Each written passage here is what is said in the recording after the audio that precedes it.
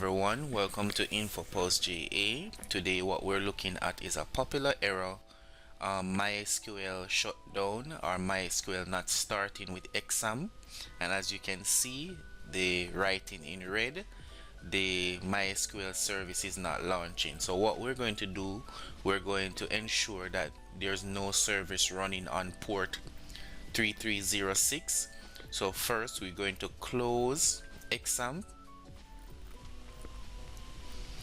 Alright, because if there's another service running on 3306, then MySQL will not load. So first, all we're doing now is just using the task manager to force close the XAMPP application, and then we're going to go into CMD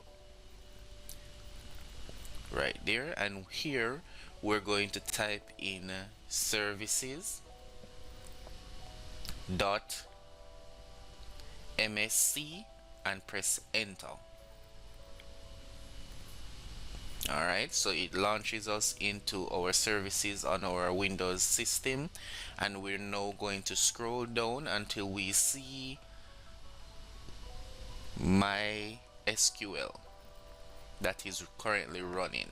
So we're looking for MySQL right there, right, and we're going to right click and click stop. All right, so my one is good because my one is working properly, but I'm just showing you how to fix it on your system. All right, once you stop it, then all you need to do is relaunch XAMPP control panel, and then you can click start, and this should fix the 3306 port error that normally occurs in XAMPP control panel. Alright, thank you guys so much for watching. Keep learning, keep exploring. Remember to like, subscribe, and share.